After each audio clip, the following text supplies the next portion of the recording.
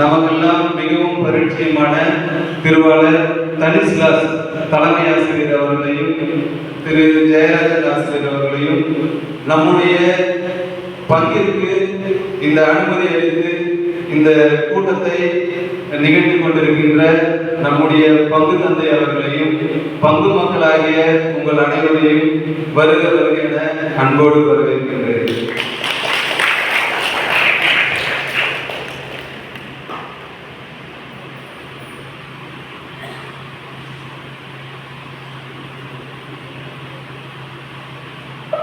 அன்புக்குரிய சகோதர சகோதரிகளே, உங்கள் அனைவரையும் வாந்தியுடன் காலையை வரவேற்று எடுத்தாங்க ஆசிரியர்களுக்கு நன்றி.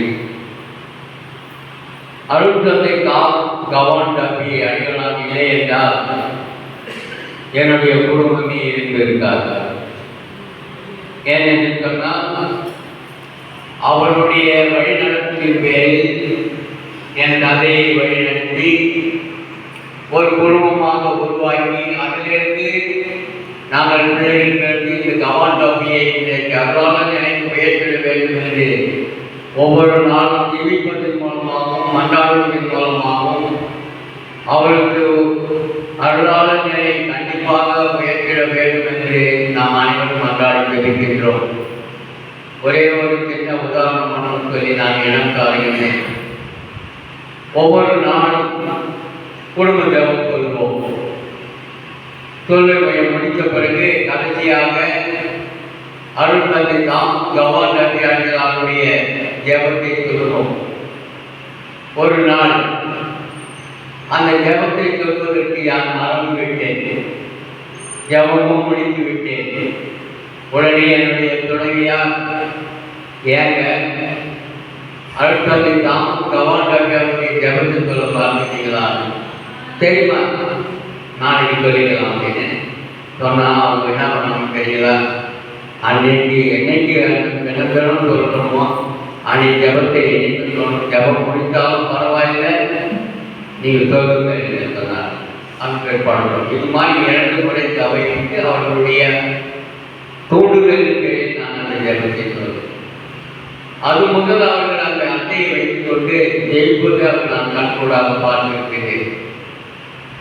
மிகவும் நோயுற்ற நிலையிலே கடினமான நடக்க முடியாத சூழ்நிலையில் இருந்தபோது கூட இந்த ஜெபத்தை சொல்லிய மூலமாக அருட்தந்தை கவான் தம்பியுடைய அருளாசிரை அவர் பெற்று 60% உடல் நோயில் இருந்த அவர்கள் 90% உடல் பெற்றார்கள் என்று நான் நம்பிக்கையோடு கூறிக்கொள்கின்றேன்.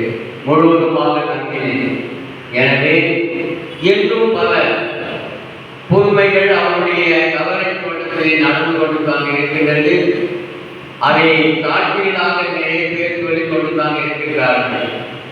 எனவே எங்களுடைய வாழ்க்கையிலும் என் தொழிலாளர்களுக்கான உடல் நலத்திற்காக நன்றி கூறுவதோடு அருட்தந்தை என்னும் பல புதுமைகளை இந்த இறை மக்களுக்கும் மற்றவர்களுக்கும் புரிந்து கொண்டு இருக்கிறார் என்ற நிலையிலே அவருடைய ஜபமும் மன்றாட்டிலும் நாமும் நம் குடும்பங்களிலே ஜெபித்து மன்றாட வேண்டும் என்று இந்த நாளிலே உங்களை கேட்டுக்கொள்கிறேன்.